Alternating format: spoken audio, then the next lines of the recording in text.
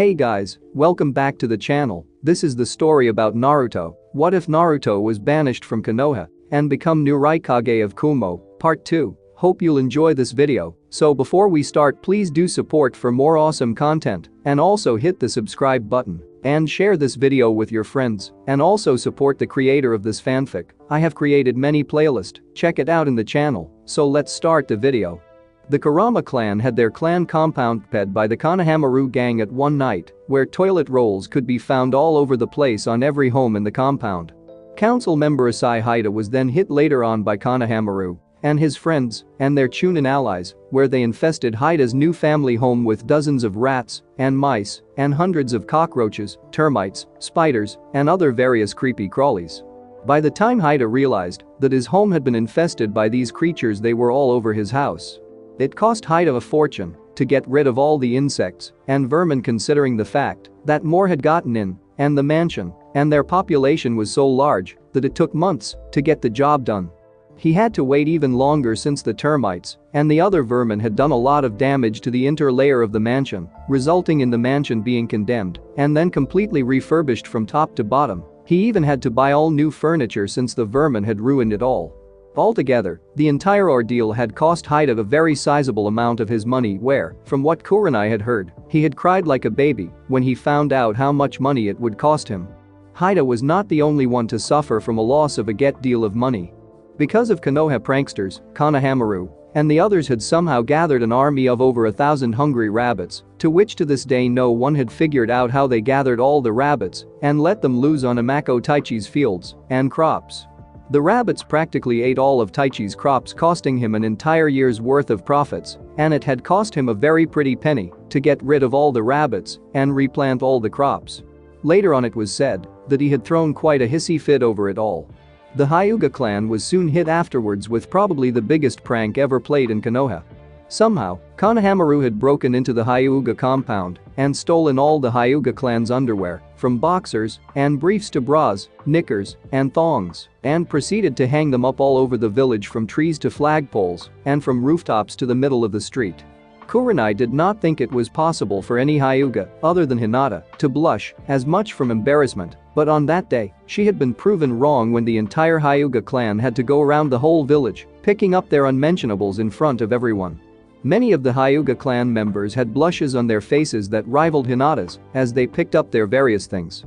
Hiashi himself had to go up to the tallest flag post atop of the Hokage tower to get his boxers down that were flying on the flag post like flags for all the village to see.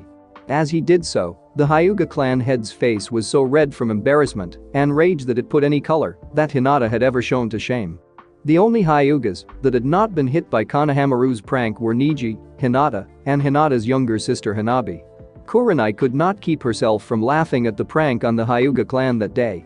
Since they had been made the laughingstock of the entire village, Asuma had even told her that during several council meetings Tsume could not look at Hiashi without busting out laughing, while the other clan heads snickered and laughed at the Hyuga clan.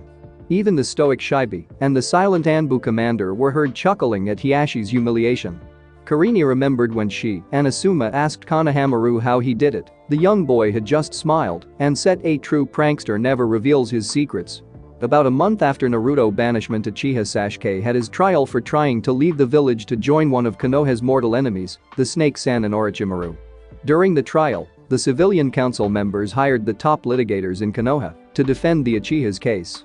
They had stated that Sasuke's judgment was impaired when he left the village due to the fact of the mental trauma that he suffered when the Uchiha clan had been massacred, combined with the effect that the curse seal that Orochimaru put on him. Hence, Sasuke could not be held responsible for his actions at the time, since it had been proven that the curse seal can affect a person's mind or judgment at times.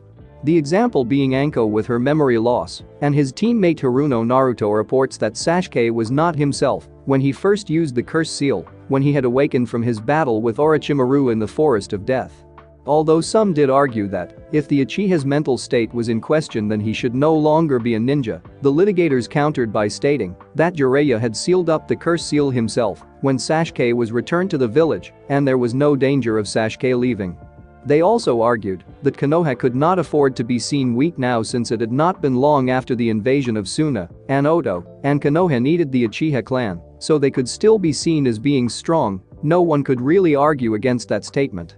Altogether, the trial had been a complete farce, as far as many ninjas saw it, since it was clear that the civilians were on the Uchiha's side, and if he had been properly punished like he should have been, the civilian would cause havoc over him and would riot over him, weakening Konoha further. It was soon decided that Sasuke would not be executed or sent to prison for trying to defect from the village, and he would be allowed to stay a ninja. However, he would not be allowed to be promoted for 3 years. He would also have a tracking seal put on him by Jiraiya once he returned to the village, and until said time, he would be under house arrest and would have Anbu watching him at all times until he had proven himself to be a loyal ninja. He was also not allowed to leave the village by himself under any condition, and if he did have to leave, he would have to be accompanied by 1, 2 or 3 Jonin ninjas. Further, he was also forbidden from using the curse seal, no matter what the situation, and if he did, he would be killed on the spot without trial.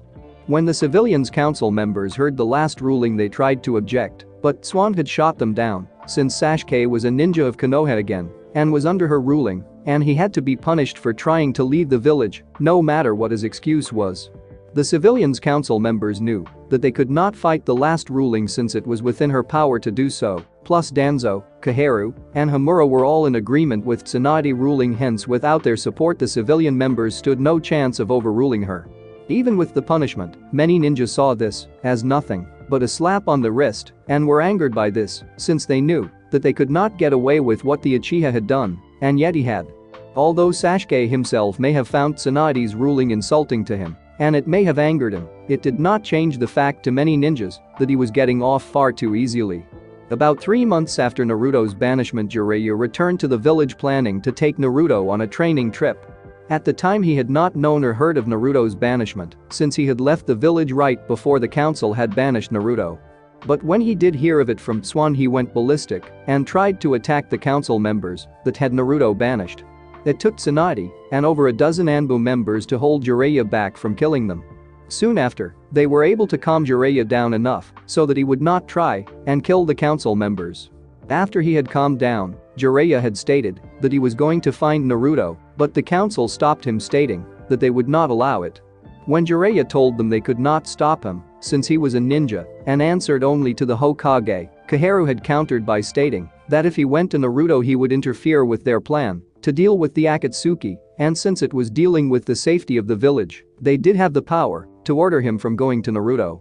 When Jiraiya asked what their plan was, she simply gave him the same answer they gave Tsunade, that since he was so emotionally attached to Naruto, it would risk their operation, but they would tell them all when the time was right.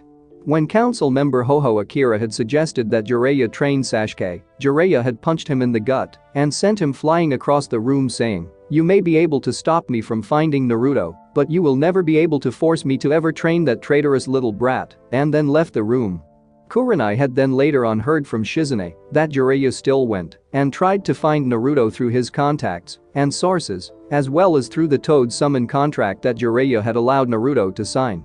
Unfortunately, none of Jiraiya's contacts or sources could find Naruto, and the Toad Summons had told him that, although they knew Naruto was alive at the time due to the connection he had with the Toad Summons, for some reason they were unable to track him and find where he was, or even reverse summon him to them. 4 months after Naruto's banishment, the news had spread to other countries. When certain countries and villages heard it, they were furious, to say the very least.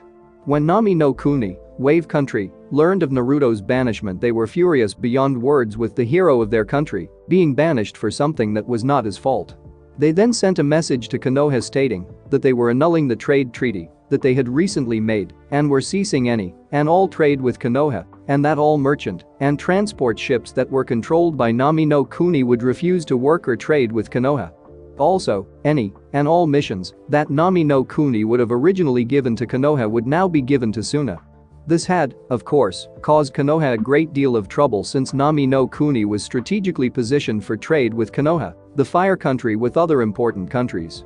What was worse was, when the tyrant businessman Gato was killed, the people of Nami no Kuni took over his shipping company, giving them major control over the central elemental sea trading industry. Such a blow would severely hurt Konoha's economic structure. Asuma had told Kurenai that when Ashikaga Shin and Amako Taichi heard Nami no Kuni's message, they made perfect imitations of wide-eyed gaping fish as they realized how much this would hurt their businesses. Konoha had sent 3 different delegations to try and reopen negotiations with Nami no Kuni. Unfortunately, all 3 delegations were kicked out as soon as they arrived. The last one was even given a message from the representative of Nami no Kuni Tizuna which said, "If any Konoha ninja or person ever sent foot here to Nami no Kuni again, he or she will be sent back in a box, and we will then place a full embargo on your village." This, of course, had got the desired effect from Konoha, and they had stopped trying. The next country to act was Chano Kuni, Tea Country. The leader of the Wasabi clan Jiracho used his influence over the daimyo of Chano Kuni to send all his missions to Suna instead of Konoha. Since Jiracho was said to have been impressed by the boy when he met him the few times he did, he was very grateful to Naruto for helping to deal with the Wagarashi clan and helping them to win the shrine race. He had also known how important Naruto was to Tsuande and knew she did not want him to be banished. He had also forbidden all trade with Konoha and Degarashi port, which was an important trading place for Konoha like with Nami no Kuni. This too had hurt Konoha greatly since Chano Kuni was a very important client of Konoha's, and its loss meant losing a lot of valuable missions and money. Another country to react badly to Naruto's banishment was Haruyuki no Kuni, Spring Snow Country. When the lady daimyo Kazuhana Koyuki had heard what had happened, she was beyond angry with Konoha. She, herself, went to Konoha along with 200 of her samurai and 12 Yonki ninjas and demanded a meeting with both the Hokage and the council. She ranted for 20 minutes about how furious she was with them at banishing the hero of Yuki no Kuni over their simple hatred of the Kyuubi. After which, she informed them that she was annulling Konoha's alliance with both Haruyuki no Kuni and Yukigakure no Sato, the village hidden in the snow, which she had allowed to be maintained under the control of a few ninjas that had been loyal to her father before her uncle took control.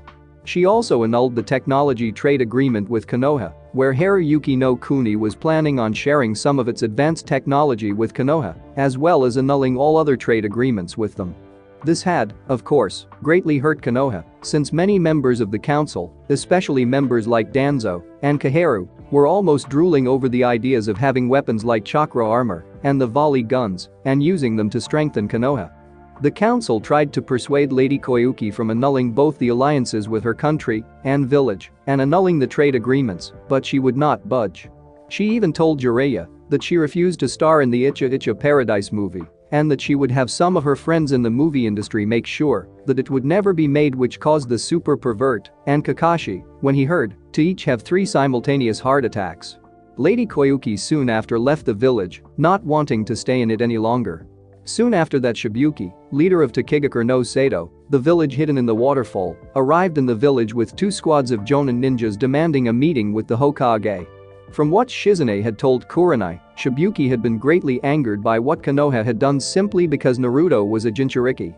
He had also stated that he had become disgusted at the way they had treated a good friend of his, especially one that had taught him how to be a real leader for his people, not to mention that Naruto was a hero to his people since he had saved them from the rogue Taki Jonin ninja Suion and his followers from taking over his village and stealing the hero water from them. He also stated that he and his people would never have treated their Jinchuriki FK like that, since he stated that his people think of FK as a protector and friend to their village.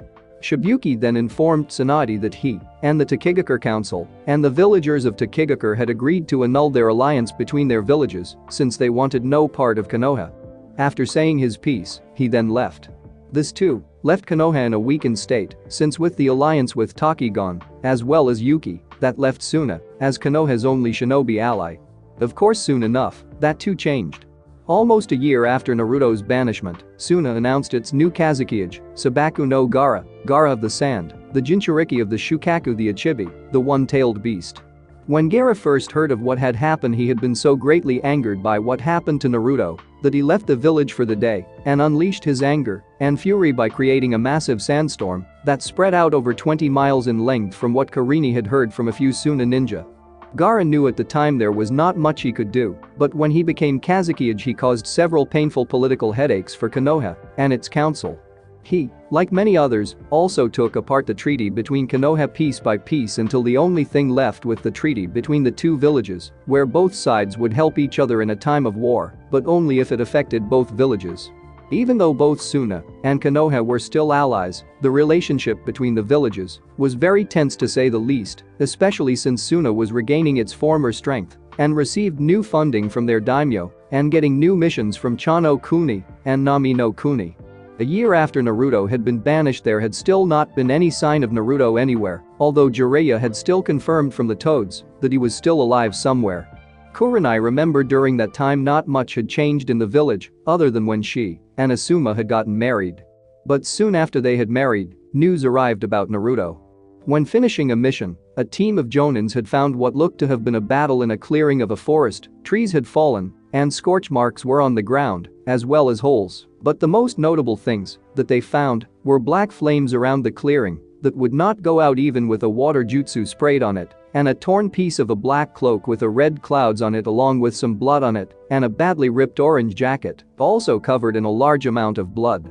When the team returned, what they found at Tsunade, she immediately had the blood on the cloak and the blood on the jacket compared with certain samples.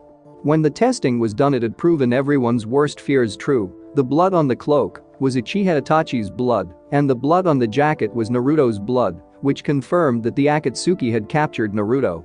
Tsunade had quickly called Jiraiya to her office and tried to form a recovery team and a tracking team in hopes of tracking the Akatsuki before they extracted the Kyuubi from Naruto. Kurenai remembered that day well, since she herself had been on the team along with Kasukahi, Asuma, and Guy. Since they all were among Konoha's top shinobi and had experience fighting with at least 2 of the Akatsuki members. But before they left, Danzo and Kaharu had stopped them, stating that if they left they would ruin their plan to destroy the Akatsuki. It was at this point that Swand and Jiraiya demanded to know their plan to deal with the Akatsuki. The 2 elders then explained that when Naruto was being given the seals to stop him from using his chakra and keep him from telling anyone about Konoha, he was also given another seal that Danzo had some of his top seal masters create a seal that would be put over the seal that the Yondaime created to seal up the Kyuubi. Danzo's seal would only activate when the Kyuubi was being extracted from him by the Akatsuki, and once that happened, Danzo's seal would cause all of the Kyuubi's chakra to come out all at once, causing a massive explosion that, according to the seal master's calculations, would destroy anything from a 5 to 10 mile radius. Which would destroy the Akatsuki, and then Konoha would claim to have destroyed the Akatsuki by using a new weapon to do it, where the other villages would then fear to attack Konoha for fear that they would use that weapon against them. They also informed Swand and Jiraiya that they need not bother trying to find them, since if the Akatsuki had indeed captured Naruto, then they would have already begun to extract the Kyuubi from Naruto, and it would be too late for them to stop it. Kurenai scowled, as remembered, when Danzo and Hamaru had explained their plan. It made her sick at how they would use an innocent boy in such a way. Kurenai also remembered Tsunade's and Jiraiya's reaction to the news, since once Swand and Jiraiya had heard the plan they went ballistic, and it took both the tracking team and the recovery team, as well as 50 Anbu, that had arrived once they felt Jiraiya and Swand's killing intent to hold them both back from killing the 2 elders. Not that Karini or several others weren't tempted to do so, and even joining them in killing the 2 elders. Soon after, both Sannin stopped trying to kill the elders, knowing that it would do no good, after which they just broke down and cried. About a week after finding Naruto's blooded jacket, there had been no sign of any kind of explosion or reports of one. This, of course, caused a great deal of concern among the council, since they had been informed of Danzo and the Kaharu plan after Tsunade and Jiraiya had been told. When they learned this, most of the clan heads, as well as Hamura, had openly glared at the 2 elders since they did not agree with what they did. Even the 2 elders had begun to get concerned with no sign or reports of an explosion. It was not until Jiraiya asked the Toad's summons about Naruto that they had informed them that Naruto was dead since the contract with them had expired. This left 2 possible outcomes. 1. During the battle, Itachi might have accidentally killed Naruto with his Amaterasu, or the more likely one was that the Akatsuki had found Danzo's seal and removed it before they extracted the Kyuubi from him. But it did not matter. Danzo and Kaharu's plan had failed, and Naruto was dead. Jiraiya left the village a few days later for a while, since he found it too painful to stay at the time, while Tsunade locked herself in her office for several hours, where people all over the village could hear her crying at the loss of Naruto.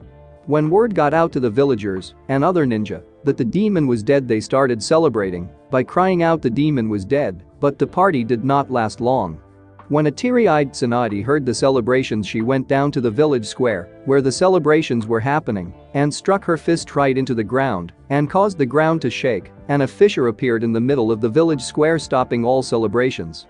After which, Tsunade then released a massive amount of killer intent on the fools, in which she told the fools that if there were any more celebration of Naruto's death, or if she caught anyone trying to celebrate Naruto's death, she would rip off their reproductive system, whether it be man or women, and then make sure that they would never chew solid food again either. After which, she let loose more killer intent to make her point clear, where she then went back to her office to be alone with her sorrow. When Kurenai thought of that day, she could not help but be saddened. She remembered when she, Asuma, and Guy went to tell Hinata and the others the news about Naruto's death. Kakashi had told them that they could tell the kids, since he had said to them that he had to go to the memorial stone. When the Konoha 12 heard about Naruto, most of them had been greatly upset at what happened. Tenten had openly cried for her friend, as did Kiba and Choji. Others like Shino, Shikamaru, and Niji showed no real emotions other than lowering their heads, since they preferred to keep such emotions bottled up inside and release them when they were alone.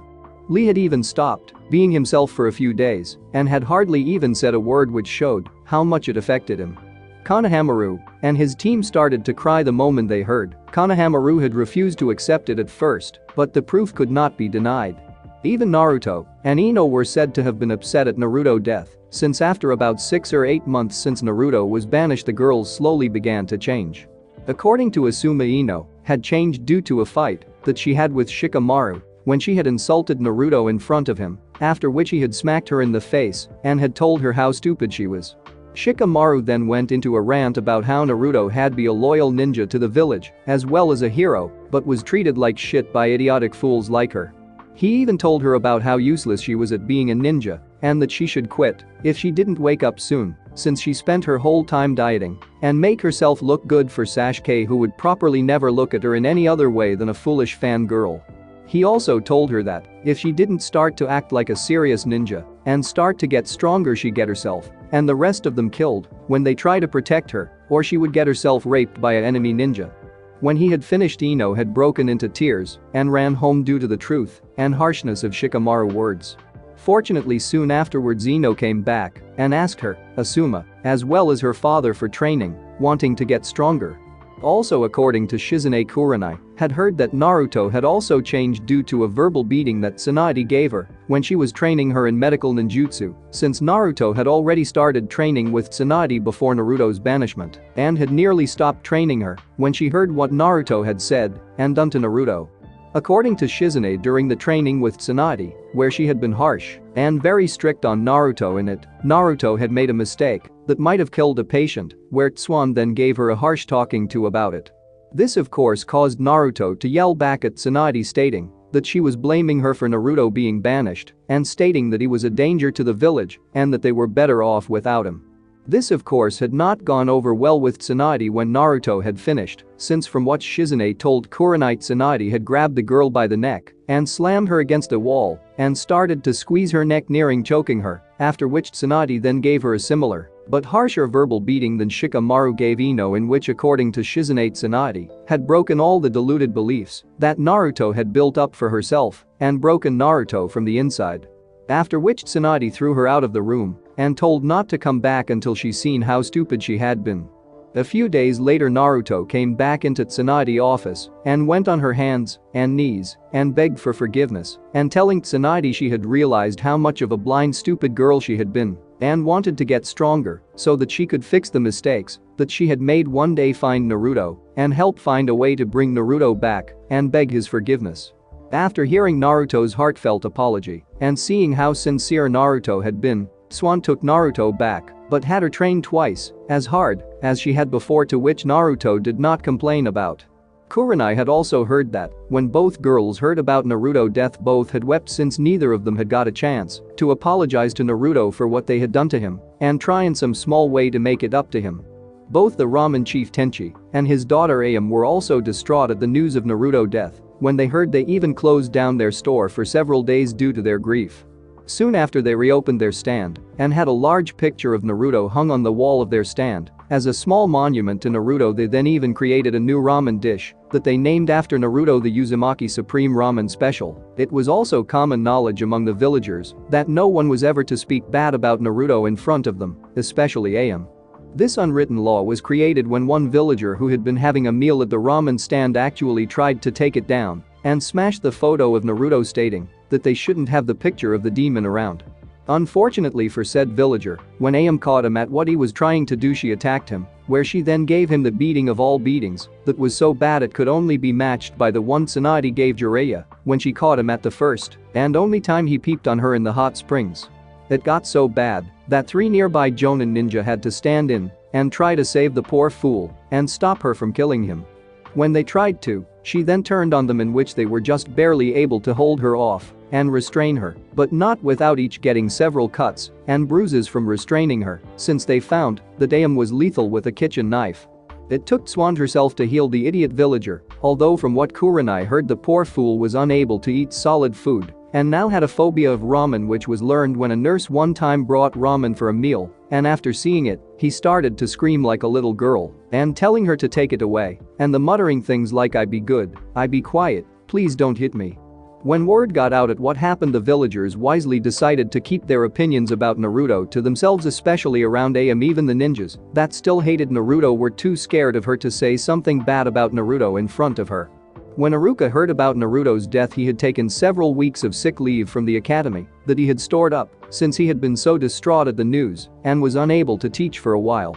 He spent most of his time at home. Kurenai remembered when she and a few others visited him, they saw how pale he looked from not eating much, as well as black lines under his eyes from not getting enough sleep, and his eyes were also all puffy and red from crying most of the time. Even his place was a mess, with clothes thrown around and dirty dishes left in the sink. It took a while, but with the help of Konohamaru and some others, they were able to get Iruka out of his funk and back to teaching, although many noticed he still wasn't the same person he used to be, and he refused to talk to anyone about how he really felt for a while. But out of all of Naruto's friends to be affected by his death, Hinata took it the worst, since she was so devastated when she heard that she locked herself in her room for a month and refused to come out even when her father ordered her to. She barely ate, and had it not been for Niji and her sister Hanabi visiting her every day to talk to her and get her to come out or eat a little, she might have starved herself to death. She spent most of her time crying. She had even once attempted to kill herself by cutting her wrists with a kunai. Fortunately, Niji had arrived and found her before she had blended out and bandaged her up and got her to the hospital in time. Soon after, Kurenai, Niji, and Hanabi were able to talk to her and got her to stop going the path she was continuing on, and that suicide was not the way, and to keep living on for Naruto's sake. The only person that was not upset about Naruto's death was Sasuke, where when he heard, he simply scoffed and said, "So the dope died? So what was bound to happen? I was just surprised he lasted as long as he did." Kurenai just scowled, remembering when she first heard him say that she couldn't believe how anyone could be so cold-hearted to say something like that.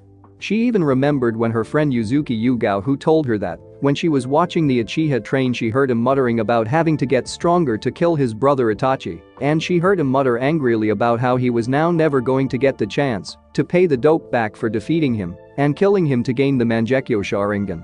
When Kurenai heard, she remembered how disgusted she was at how the boy would want to gain power in such a heartless and monstrous way. Soon after, they heard that Nami no Kuni was having a funeral there in Naruto's honor, since they knew they would not have one in Konoha. The people of Nami no Kuni invited the entire Wasabi clan from Cha no Kuni, Lady Daimyo Koyuki of Haruyuki no Kuni, Shibuki leader of Takigakure, Kazuki of Sabaku no Gara, and his brother Kankuro and sister Tamari. Swan had even planned to go herself, as well as most of the others. But before they could, they received a letter from Nami no Kuni stating that anyone from Konoha was forbidden to come to the funeral, and if anyone tried to come, they would be thrown out of the country by force. Not wanting to cause an incident, Tsunade cancelled the plans to go to the funeral. Kurenai sadly remembered when Shizune and Niji both told her that Hinata and Tsunade both cried themselves to sleep at not being able to properly say goodbye to Naruto again. Soon after Naruto's funeral, Danzo played another one of his cards and got the council to allow his root division to be reactivated. Tsunade tried to overrule them, but Kaharu played her own card by playing the card that Tsunade had used to stop the celebrations of Naruto banishment. where it stated in the Wartime Emergency Act that during a wartime emergency all military resources are be reactivated in the defense of the village. And since the Akatsuki were still a major threat to the village with the possibility of them having extracted the Kyuubi from Naruto, all the resources of Konoha should be used to deal with them, as well as the threat of Orochimaru. Hence Swan was overruled, and Danzo's root division had been reactivated and under his command. Soon afterwards word reached Konoha that the daimyo of Kaminari no Kuni, Lightning Country, Sadok Msan, and most of his family along with their personal guards had been all killed in an ambush by unknown ninjas. Not long after, Msan brother Sadok Yoshiaki took over as daimyo of Kaminari no Kuni. 2 months after the incident, the Yondaime Raikage had been assassinated where the assassin or assassins had not been found. When Konoha heard this, many feared that the Fourth Great Shinobi World War would begin, since the last time something like this happened, where the Sandaime Kazukiage went missing, the Third Great Shinobi World War had been triggered. Other people were beginning to fear that some unknown village or country was trying to make a power play and weaken and take over both Kumagakure no Sato, the village hidden in the clouds, and Kaminari no Kuni, which could then trigger the Fourth Great Shinobi World War by drawing other countries in. Fortunately, Lord Daimyo Yoshiaki was able to quickly instate Amako Zankuro of the powerful Amako clan of Kumo as new the Godaime Raikage without incident. For 6 months nothing much happened until news came out about the deaths of the Yondaime Raikage and the previous daimyo of Kaminari no Kuni and his family. Where thanks to some ninjas loyal to the previous Raikage, where they discovered and released documents that proved that the current Godaime Raikage Amako Zankuro and his clan made the treasonous plan with Yoshiaki, where they had Yoshiaki brother Msan and his family killed off, making him the only legitimate heir to ruling Kaminari no Kuni. After which the Amako clan had the Yondaime Raikage assassinated, and the new Lord Daimyo Yoshiaki would make Amako Zankuro the new Godaime Raikage, making the Amako the ruling clan and most powerful clan in Kumo. After which both Yoshiaki and Zankuro would support one another and secure their positions in power as the rulers of Kumagakure and Kaminari no Kuni. When the truth came out, Kaminari no Kuni quickly sealed their borders up before a 5-year-long civil war broke out in the country, where several different shinobi factions and shinobi clans who were either loyal to the previous Raikage or simple enemies of the current Raikage went against the shinobi factions, and the shinobi clans that were loyal to the Godaime Raikage are simply sided with him. At the same time, samurai lords and other wealthy and important families and lords quickly raised their own armies to try and gain power from the current daimyo Yoshiaki, whether for themselves or for what Yoshiaki did, which resulted in a long and bloody war for both Kumo and Kaminari no Kuni. Kurenai then thought back to the event 3 years after the news of Naruto death, where the Godaime Kazukiage Sabaku no Gara was kidnapped by the Akatsuki members Akasuna no Sasori of the Red Sand, and Deidara of Iwagakure the explosive expert. Suna had sent word to Konoha for aid, where Kakashi, Naruto, Sasuke, and their new teammate Sai from the Root Division were sent along with Guy, Tenten, Lee, and Niji as backup. As well with them was legendary puppet user of Suna, Chiyo, who was Sasori grandmother. As they tracked down the Akatsuki members and the missing Kazukiage, they were met up by Sasuke's older brother Uchiha Itachi and his partner, former member of Kiri no Shinobigatana Nananan SHK, the Seven Swordsmen of the Mist, Hoshigaki Kisame, where they did battle. The teams eventually defeated the two, but soon realized that it was not the real Hoshigaki Kisame, and Uchiha Itachi the Akatsuki had used Shimten no Jutsu, viz., impersonation jutsu, which used human sacrifice to make exact copy of Itachi and Kisame with only a small percent of their true power. When the team's final got to the base, they found the unconscious Gaara laid on the ground, alive with his demon still inside him, in front of a destroyed Akatsuki base, and when they looked inside they found about 100 destroyed puppets which had burned marks on some of them, as if hit by lightning, others were frozen solid, while most cut up into tiny pieces or blasted into pieces. When they searched the surrounding area of the base, they also found a large portion of the forest behind the base covered in ice, with many of the trees either torn down, blown to pieces, or cut down, as if hit by a hurricane or a bomb. Also many trees were even frozen solid with ice. They even found the second arm of Deidara severed, frozen in ice. After investigating what happened, Chiyo examined Garrett to see how he was. When she did, she discovered that someone had altered his seal and improved it, where Shukaku no longer affected Garrett's sleep, and it allowed him to better use and control the demon power without harm to him or chance of losing control. Chiyo had admitted herself that whoever had done it was a seal master far beyond her skill level. When the team reported what had happened, both Swand and the council ordered an investigation at who could have done it. Swand had even sent out Jiraiya, after he had returned at an earlier time, to try and find out who had saved the Kazekage and was strong enough to kill Akasuna no Sasori and possible Deidara of Iwagakure. Unfortunately, both Jiraiya and all other leads turned up empty, leaving the question who could have done it unanswered.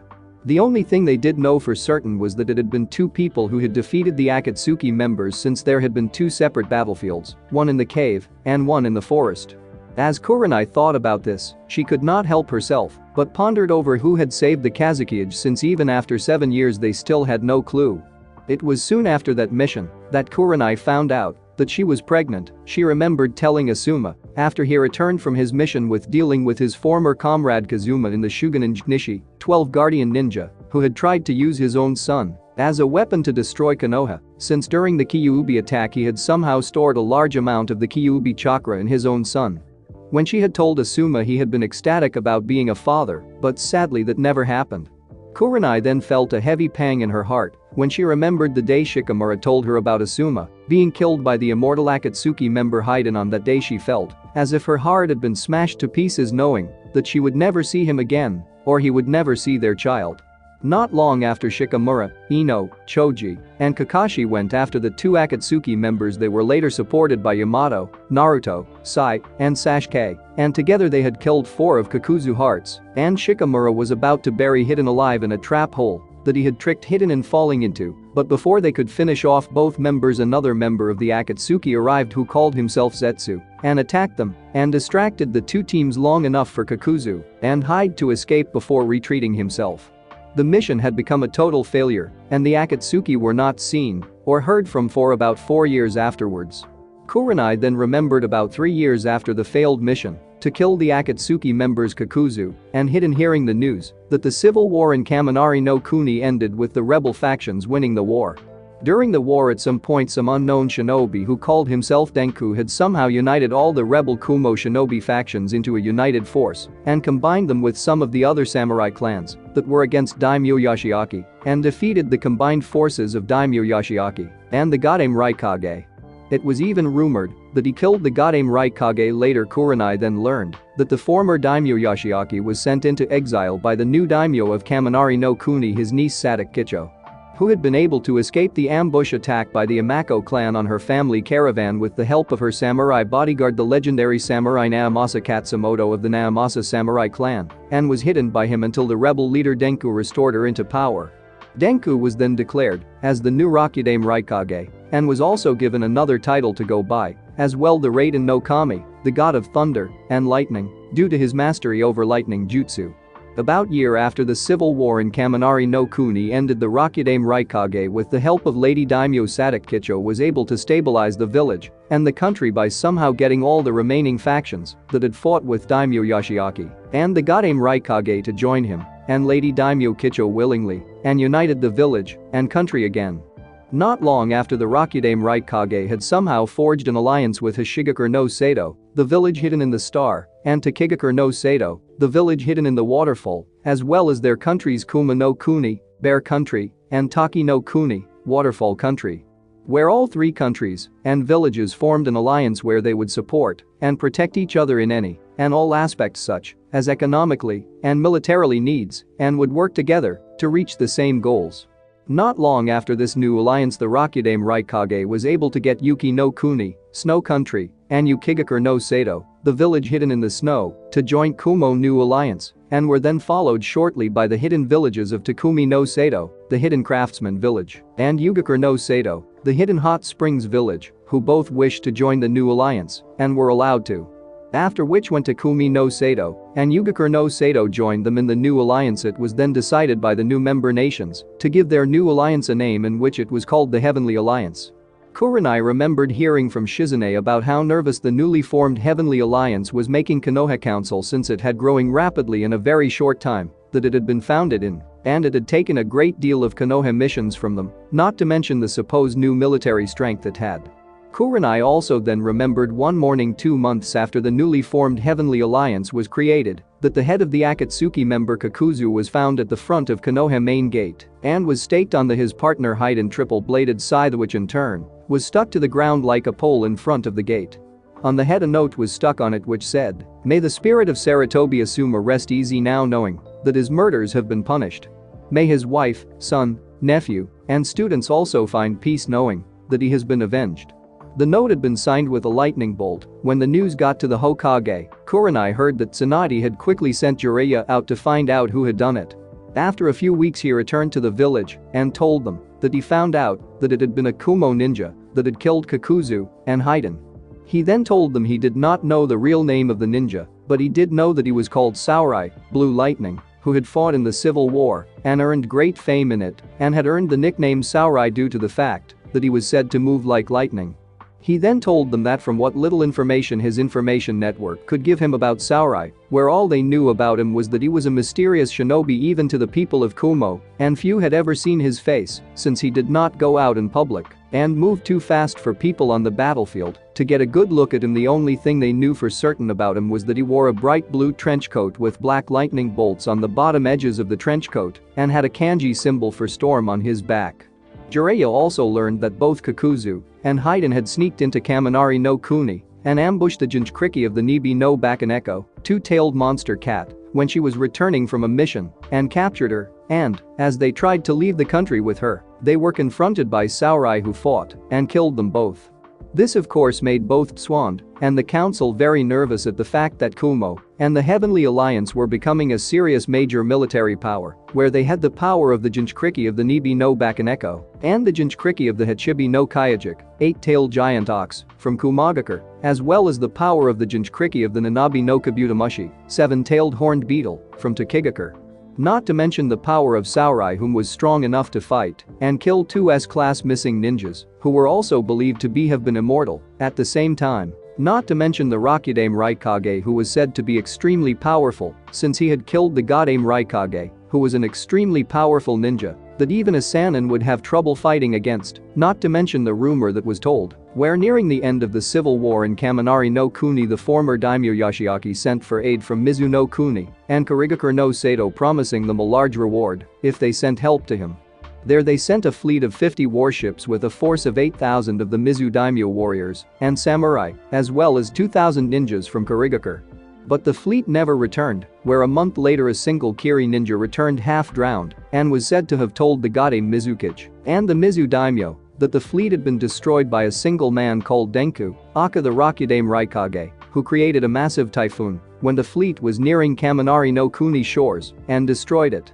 Although the story had never been fully confirmed, since the Godame Mizukage had the ninja executed soon after hearing what had happened to the fleet, it was still enough to make many people in Konoha be wary of whatever power the Rakudame Raikage had, as well as earn the undying hatred of the Godame Mizukage, who hated him about as much as the Yondame Tsuchikage hated the Yondame Hokage. Kurenai then just signed as she looked out more into the open sea. In the past 2 years now, the Heavenly Alliance had grown in strength, with several more countries either becoming part of the Heaven Alliance or just allying to the powerful alliance of nations. Countries like Numa no Kuni, Marsh Country, Tori no Kuni, Bird Country, Oni no Kuni, Demon Country, and no Kuni, Red Bean Jam Country, Cha no Kuni, Tea Country, Mitsu no Kuni, Honey Country, and Na no Kuni, Vegetable Country, joined the Heavenly Alliance, while countries like Tsuki no Kuni, Moon Country, Kiba no Kuni, Fang Country, Tsum no Kuni, Claw Country, Shu no Kuni, Neck Country simply became allies to it but were not members of the alliance.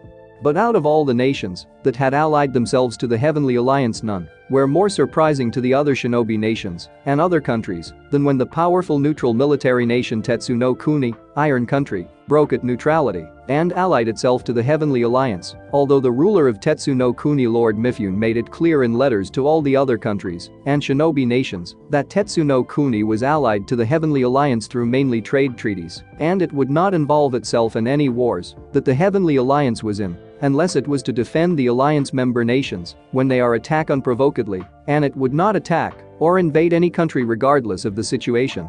But still, the fact that Tetsu no Kuni would break in long-standing neutrality and ally itself to Heavenly Alliance showed how powerful and influential it had become, and how it had grown, especially Kumo, since it had been Kumo that had gathered all these nations together to form a powerful alliance. And even with the losses they suffered from their civil war, it was the most powerful out of all the nations in the Heavenly Alliance and had more than likely gotten stronger over the past few years, and it was certain that Kumo was very influential in the decisions in the Heavenly Alliance. As Kurenai thought about the Heavenly Alliance, she remembered when the council had sent several of Konoha top infiltrating experts into Kumo and gathered information on the Heavenly Alliance and its strengths, as well as Kumo's. But within a few days of the ninjas crossing into the border of Kaminari no Kuni, they were caught by Kumo ninjas before they even reached Kumo itself and were then delivered back to Konoha gates with a warning not to try it again. As she remembered that incident, Kurenai then thought how things had led up to Konoha's current situation and the beginning of the Fourth Great Shinobi World War. During the time when the Heavenly Alliance was forming together, Orochimaru decided to form his own alliance, or to be more precise, his own coalition of nations, to help him destroy Konoha, since after his failed attempt at getting Uchiha Sasuke and the power of his Sharingan, he decided to secretly rise a new army of ninjas to destroy Konoha with, as well as find new allies that hated Konoha as much as he did. Which he did after recruiting and training his forces and creating a larger army of sound ninjas than he had when he first invaded Konoha. He then went and got Iwa to join him in his coalition due to their long-standing grudge against Konoha, after which he then got Kusa to join him, which was not too surprising since Kusa and Konoha were never really friendly towards one another, and it was fairly common knowledge that Kusa wanted to take Konoha place as a member of the 5 strongest shinobi nations. The next member to join was the Hanyu clan from Hayashi no Kuni, Wood Country, who were thought to have been wiped out Danzo Root Division before they were first disbanded after the end of the Second Great Shinobi World War, which was why the Hanyu clan joined Orochimaru to get revenge on Konoha for trying to wipe out their clan. The finally member to join was Kiri, who had joined due to the Mizukage wanting to expand his power and territory into the mainland of the elemental continent. With having so few allies and Suna being the only one with ninjas to help Konoha, they knew that Konoha could not stand against such odds, where they soon declared war against Konoha and sparked Fourth Great Shinobi World War. The war had only started 2 months ago and there had yet to be any major battles. There were some large skirmishes over some key positions in Hai no Kuni, Fire Country, but fortunately Konoha came out on top of most of them. Also lucky Suna had agreed to join Konoha due to the fact that they wanted revenge against Orochimaru for killing Yondaime Kazukiage and for tricking them into attacking Konoha. But even with this help, Kurenai knew that in the long run they had little chance of beating Orochimaru coalition since they were being attacked on multiple different fronts and were vastly outnumbered, not to mention Konoha was in great need of supplies and money if they wanted to survive this war, hence why this mission to escort Princess Sachi to Tsuki no Kuni was so important, since it could help get them a trade alliance with Yumi no Kunai and possibly Tsuki no Kunai, which they desperately needed. Having enough of looking out into the endless sea, Kurenai turned to face the main deck of the ship, where the rest of her team, where 2 of them were sparing while the third was reading a medical book. The Kurenai team consisted of Akamichi Choji, Rock Lee, and Haruno Naruto. All 4 of them were Jonin rank and level, but since Kurenai was the most senior Jonin on the team, she was team leader. As Kurenai watches Lee and Choji spar with one another, she could not help herself but think how much the remaining Konoha 12 had changed a lot and grown up a lot over the past 10 years since Naruto banishment, or to be more precise, since Naruto death. She then started to look closely at Lee as he spaced with Choji and then thought, no, I'm wrong, not all of them have changed a lot since some had stayed the same, especially the Guy team, thought Kurenai. Lee had not changed all that much at all, to be honest. Lee almost looked like a carbon copy of Guy. He still wore the same green jumpsuit like Guy and wore his flak jacket over his jumpsuit much like Guy as well. When Lee started to rise in the ranks, most did not expect him to get any higher than Takubetsu Jonin, especially High Jonin, but he had proved them wrong, since much like Naruto, Lee did not give up. And despite his inability to use chakra, Lee rose through the ranks to becoming one of the strongest ninja in the village, where he could open all 8 of the inner gates like Guy. Lee had also become so strong that only Guy could stand a chance against him in a pure taijutsu battle, but even then he would lose most of the time to Lee, since Lee had become stronger than Guy, which had shocked most Jonin when they learned this, since Guy was one of Konoha top Jonin. Lee soon earned the nickname the Konoha Nidaime no Ketakai Aoi MMJK, Konoha's second prideful green beast. Another thing that happened to Lee, which was properly the most surprising thing that happened with Lee, was that he had gotten married to Kurenai old student Kurama Yakumo, the new head of the Kurama clan, since with the help of Tswand and Jiraiya they were able to permanently seal away the demon inside her and then heal her body to a certain degree where she could do physical activities at a certain level. After which she then went to Guy and Lee to help with her physical training, where Lee had been more than happy to do, where eventually, as they trained together they grew closer with one another since both had similar dreams of being great ninjas even with their disabilities and knew what it was like to struggle with them. Eventually both Lee and Yakumo started to date, and after 2 years of dating they got married when they were both 18. Soon after, Yakumo joined the interrogation unit of the Anbu division due to the fact that she could easily use her powerful Genjutsu abilities to get prisoners to talk, which made her one of their top interrogators. Also 3 years after they had gotten married, Yakumo gave birth to their daughter Kurama Fuku, who thankfully looked more like her mother than her father, although she did have his hair color. Kurenai could not help but smile remembering when Lee fainted in the waiting room after the nurse came in and showed him the newly born Fuku soon after, though Lee woke up and started to run around the village happily shouting out to everyone that he had a daughter. Currently little Fuku was now 2 years old and was the cutest thing you could see and was the apple of her father's eye, where he could go on for hours talking about his little girl. Also he and Yakumo and Mater and Guy, Fuku's godparents, Kurenai remembered how honored she felt when they asked her to. She also remembered how Guy had shouted to the top of his lungs about how honored he was as well and how he and Lee would make little Fuku the next Konoha no Ketakai Aoi MMJK, Konoha's prideful green beast. That statement of course resulted with both Yakumo and her threatening the two men that they would put them both in permanent Genjutsu comas where they would experience their manhoods being cut off slowly over and over again if they ever tried to corrupt little Fuku with their flames of youth. This of course got the desired result and got the two men to go deathly white pale with fear and cover the manhoods and agree not to corrupt Fuku when she got older. Niji had changed a good bit too in some ways, but had still remained the same in others ways despite the things that happened. Within 3 years after Naruto death, Niji had risen to the ranks fairly fast and was made a jonin. Also he had become so skilled at the time that his Jiken, gentle fist, skill level was at the level of his uncle Hyuga Hiashi, who was the strongest user of Jiken in the Hyuga clan at the time. Niji even created several of his own techniques using Jiken that had proven to be very powerful.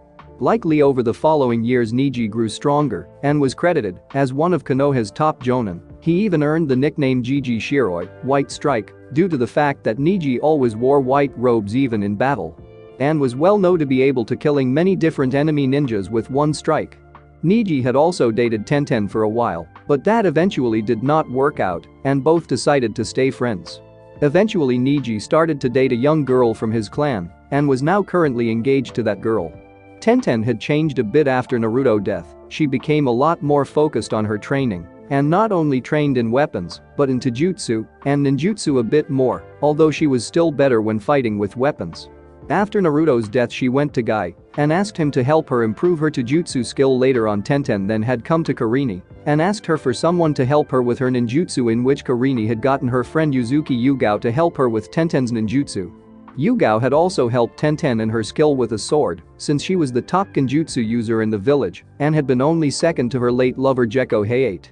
Eventually, not long after the mission with the rescue of the Godame Kazukiage, Tenten had went to Tswand and begged her to train her, to which Tswand agreed to, but only to a degree since she knew that Tenten was not a medic nin and there was not much she could train Tenten in.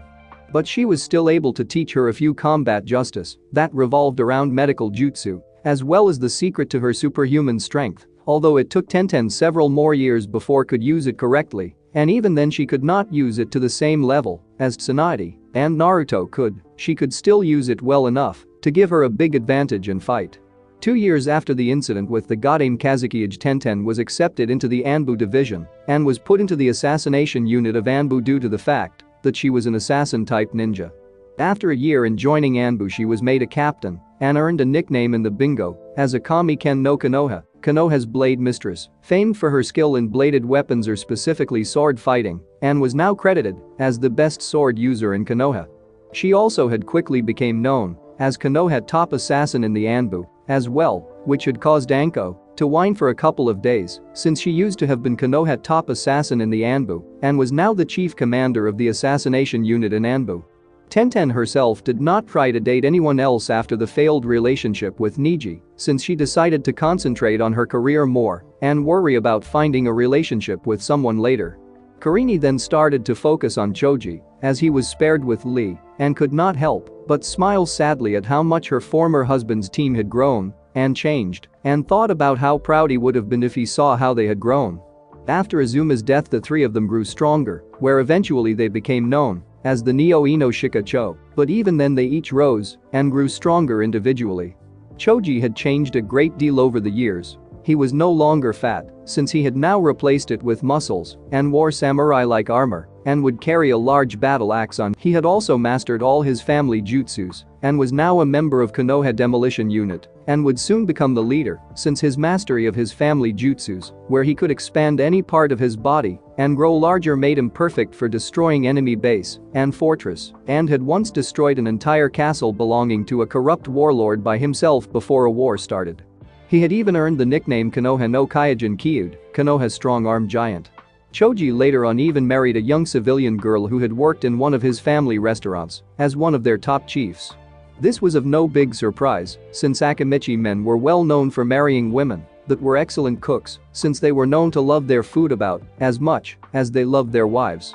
Shikamaru had not changed too much. He was still lazy like all Naras, but he wasn't as bad as he used to be after Asuma's death, which had affected him greatly. He took his reasonability more seriously, and he trained a lot harder.